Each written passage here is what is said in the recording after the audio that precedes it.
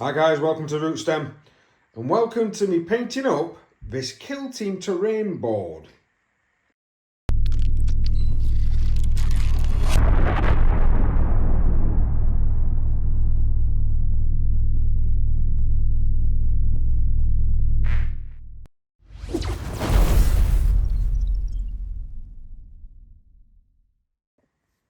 Hello folks, thank you very much for joining me. Yes, you've got a view there underneath my actual painting table. Hopefully the beginning of this video is showing what we're actually going to be doing. We have everything in here. We are going to be trying to make a very large Kill Team / Necromunda-ish board for you guys. You know, just a quick sort of simple thing to play over. What I have actually got in these boxes, in these tubs, is one of the Armoured containers box sets. See if I can remember to put up a bit of a panel to it here and hopefully a link. I'm not quite sure if you can get all of them anymore, but they are quite good. They actually come with 3 of these containers and a boatload of stuff like these guys here. I also got the rig, the Ridgehauler Cargo 8 with its trailer, which is currently underneath all of this. Now it is in bits, as you can see. We've got the containers here. We've got bits of the actual crew and everything else separate. That is so I can paint them separately. We have the flatbeds, so that if we are deciding not to put the containers on here, we can put a flatbed down instead onto these particular models. And currently, I am looking at painting these up. So, the first stage we need for this particular build is we are going to be doing the barrels. These barrels, by the way, are actually from MGT Terrain. Hopefully I can find their website and put a link on here. These barrels are just, I think they're 3D printed. Yeah, you can tell with the lines. I don't mind 3D prints, but they were cheap, which is why I got them. Personally, I much prefer a good solid plastic or resin sort of press than a 3D print. I don't like a lot of the I mean, even really good quality 3D prints, you can still see that it's 3D printed. And I don't care what people say when they say, oh, when it's painted, you can't really see it. You can. Personally, especially when it comes to like a dry brush. So, those are the 3D printed. I just wanted some more barrels just to try and fill out this particular kit. I've used some of the extras, as you can probably see with that little thing there. And of course, I've got some more little pieces all over here. That comes with the Cargo 8 set. So I've made these barricades up and I've actually glued them together to create a barricade format. I've not put too many together, only about a maximum of about 3 or 4, because I didn't want too much static or rigid terrain pieces. I want to be able to recreate and remove and shift these pieces, because what I have noticed, especially for Kill Team, especially for Necromunda, having loose pieces is a lot better than having rigid static pieces. Now what I can do is to put these pieces together when it comes to, I could even put some magnets underneath when it comes to 140k. So you can still use this in 140k, especially these crates. These are definitely going to be used, and these in 40k. But with the boxes, these will be good for sort of like obstacles or a bit of scatter terrain that you can put down there. But I haven't put them all together. I mean, these are 5 barrels glued together. These are 3 barrels glued together in like a defensive format. I've done that because single loose barrels all the time is quite annoying. It's not annoying for when you're setting the terrain up, it looks great, but then when you're playing the game, what tends to happen is that they get scattered around. They sometimes get knocked as well. I even made, with some of the spare tyres from the Ridge, I actually made a little tyre collection, as if someone's going to be changing some tyres on the battlefield. So it's all, in my head, it's all themed, it's all thematic. So, the ones that are currently blue tacked down to the older boxes, we are going to be spraying them up, and we're going to be spraying them up with a brown, dark brown spray. Now, I can't remember what make it is. Okay, scrap that. I'm not going to spray them brown, simply because I have run out of the brown, and I can't be bothered going out and getting some more when I've got plenty of browns I can use in my airbrush. So, instead, we have Colourforge Matte Black. I'll put a link on there. This is going to be what I'm going to be trying to spray everything with.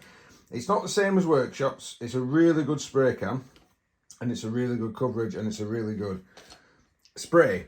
But I much prefer to use a cheaper spray on terrain, and I tend to use a more expensive spray on models. Now, a lot of people will be like, well, why don't you just buy the cheap Halfords spray paint?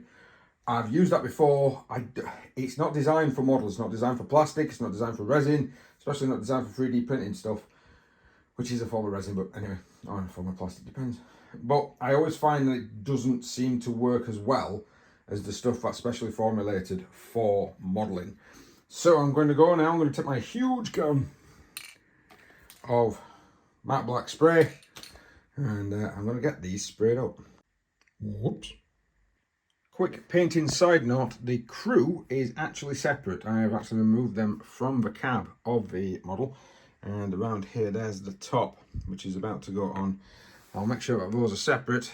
I may even have to mask that off a little bit to make sure that I can get the plastic right and make sure that it sticks, but we will get that sorted. And all that's separate. You don't have to make them separate. I'm just going to be doing it because it's going to be a hell of a lot easier for me to go forward. So we have them all painted up. Woohoo! Stuff in the background, stuff in the foreground. We are good. Now what I'm going to be doing with these is to first off pick up certain units that I'm going to now spray up brown. If you've got a brown spray, try to do that first with them. I didn't, so I'm going to have to prep them with a proper undercoat of black. So all of my containers, yes, I'm going to spray these up with, and that brown is Rhinox hide, yay. So what I'm going to do is to spray these up with Rhinox hide. Now I'm going to do that first. I'm going to do elements of that. In fact, actually, I'll probably end up doing pretty much all, except the tyres maybe, and the man, up with elements of Rhinox hide. This is going to be part of our chipping procedure. So I am basically prepping these things so that they can be chipped later on. So, on to some airbrushing.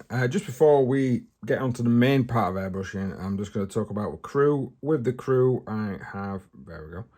I have actually sprayed them up with a Zenithal highlight. I did use my Badger Renegade to do that because, of course, I need a bit more of a fine detail. But what I'm going to mention while using this Rhinox hide is I am using a bit of cheapness from Amazon.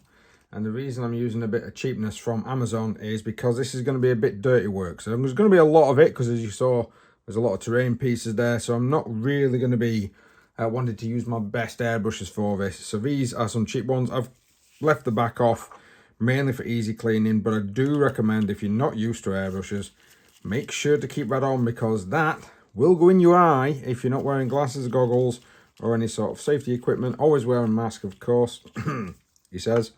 And as you can see, the end's not there, so be careful with that valve. I'm going to be putting the brown in. We're going to be getting this sprayed.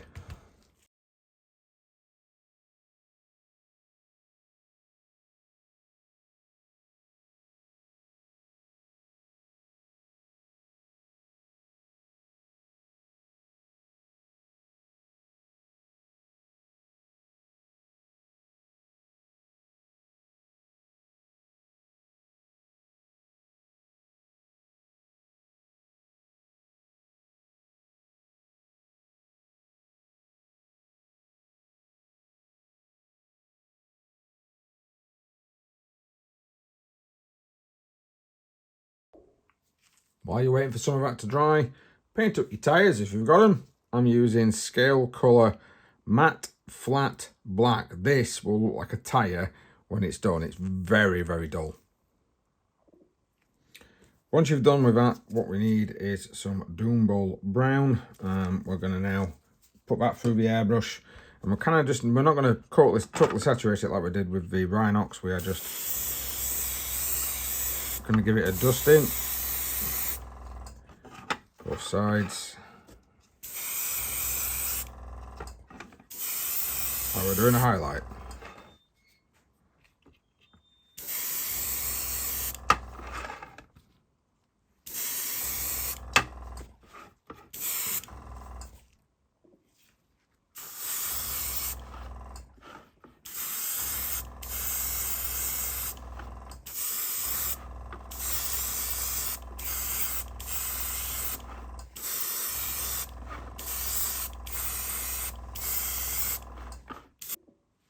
So now we've got his browns down, we're going to use some chipping medium. So apologies for my voice. I had to stop recording this because I actually got COVID in between these recording sessions. As you can see, I'm still suffering a little bit. I've got some in here. This is just chipping medium. I've got a kind of a semi-old brush, and what we're just going to do is to just kind of make it out as if it's going to be rusted. So you can use a sponge if you want, or if you want something a bit more accurate, you can use a brush. But just get this chipping medium on there.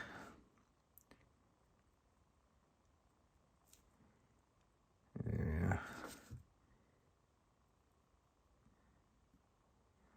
And then you have to be kind of quick, because when it starts to dry, it dries clear, so you'll not be able to see where you've already been before. So just remember which side you've done.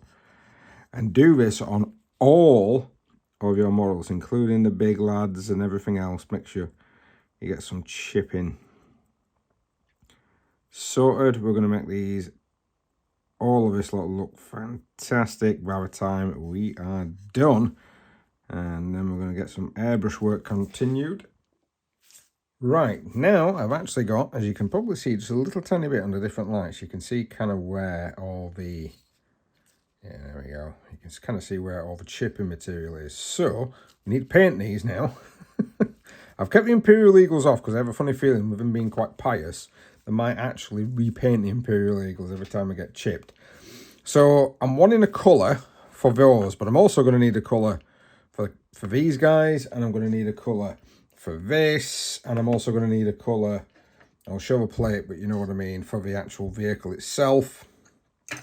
So I've got a nice array of colours. I'm wanting the bright colours for these that Games Workshop do. So I've actually gone, I've gone into my bag of tricks. We've got some Scorfolius Brown. That's from Game Colour. As you can see, this is pretty old. It's all cracked. We've also got Army Painter War Paints Demonic Yellow. That's kind of going to be the highlight to that. So I'm going to spray that on with an airbrush first. Then do a little bit, not lots, but a little bit, keeping it very thin so we just get a nice bit of a highlight through that there. I am destroying my surrounding area. I've also got some old school Games Workshop paints from Red Gore. Now, if you haven't got Red Gore, of course, the nearest equivalent is going to be Corn Red. Not very dissimilar to each other. The reason I'm using this is because this is a very old paint that I use primarily for sort of like just doing terrain and things of that nature nowadays. Just going to move that out of the way. I'm going to pair that one up with some Scarlet Red. This is Game Colour again. This should be quite, I've actually got another one just in case this doesn't work, because I know what these are quite old. There you go. And that even looks old as well, so you can tell I've had these paints for a while. That should be a nice tiny highlight to that. Should be. And then we're going to go for some Death World Forest. This is mainly going to be kind of painted onto here. The red will be used on the truck. And possibly one of the crates as well. I think I'm going to use red on one of the crates. I'm going to use the yellow, maybe two of the crates. This is Death World Forest. I'm going to highlight this with some camouflage green from Game Colour. That is going to be primarily these guys. And then I'm going to do some blues. Now we've got some Macragge blue. But we've also got... yeah, we've got plenty of Macragge blue, and we're going to be using just a little bit of Kellador Sky. So that's Games Workshop Space Macragge. And we've got some Kellador Sky for any of the blue that I'm going to be doing. These are going to be quite bright colours.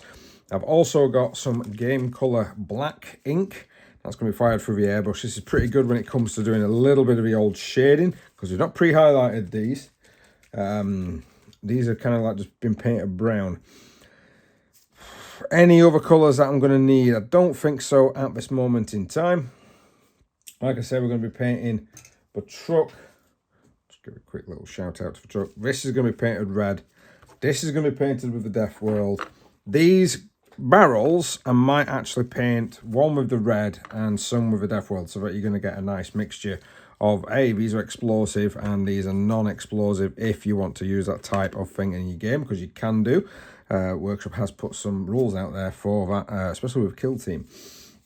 And of course, they've got green. That's going to be some of the crates. No, green is going to be all of the crates, these crates. I think I'm done on the colours. We'll see in a moment.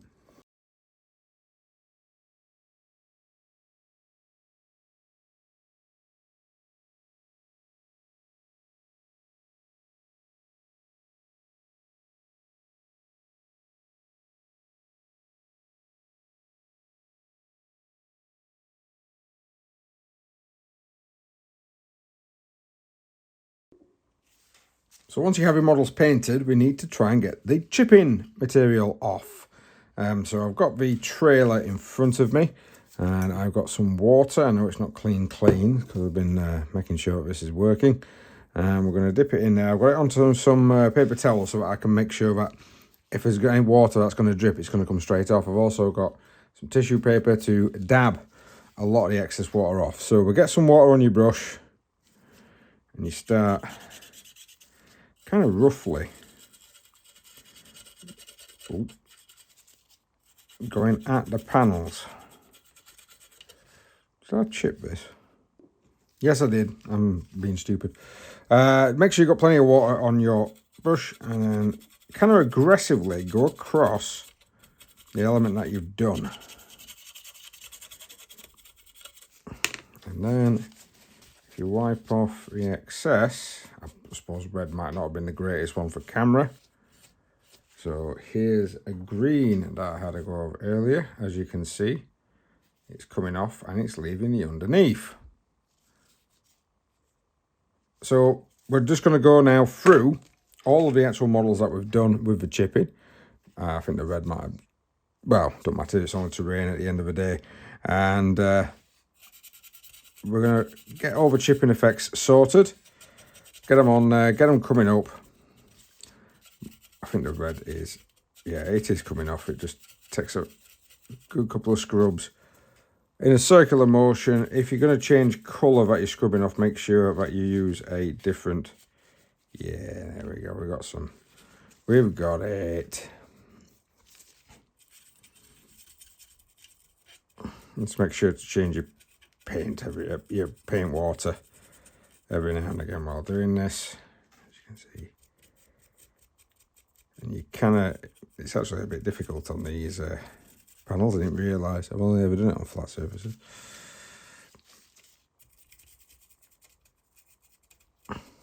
But keep at it. And I'll come back to you when I've finally managed to get through all this. Now, just so you guys know, I've been doing a bit of the old transfers. I'm going to get those done up properly, just to try and give the crates just a little bit of a difference. I'm not going to wanting to spend lots and lots of time painting them up, but what I will do is I've got one of these red barrels with the Imperial Eagle. I quite like the darkened Imperial Eagle that I've got on those, but on this one I don't think it comes through much. So I've just got some Avalon Sunset base in my wet palette, and we're just going to put it over the top. So 2 coats to make it dry. I've got some Nasdrag yellow contrast. Just put that on there and it'll make it a very nice dark yellow.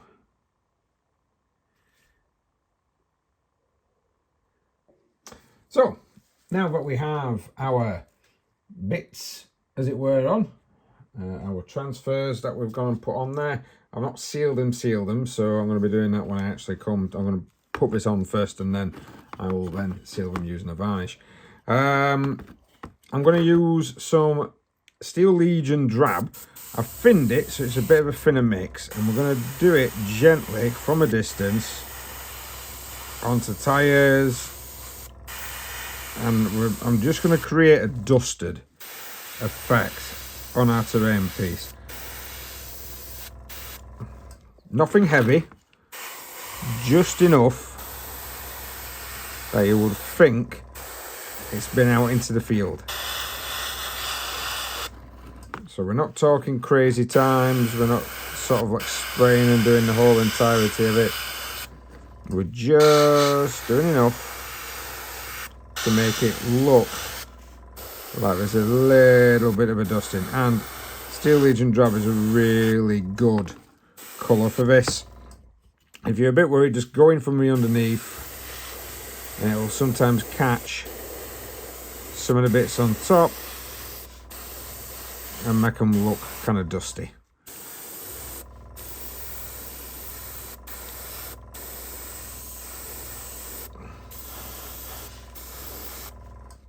And do that for all your terrain pieces. So even the crates, try and just get it on the bottom if you can. Crates maybe even in between, and then do it on the on your containers. So for example, I'm going to do it down here, just giving it a bit of a, doing a circular motion if you can. That's going to sort of go over the Necromunda sign, but that's fine. And it'll just give it that sort of, it's been out in the desert a little bit, or it's got some muck on. Steel Legion Drab is really good for the dirt, again, because it's such a neutral style colour. It works well if it's kind of like a dirt from grass, or if it's a dirt from sand. And if you don't put loads of it on, it's very subtle.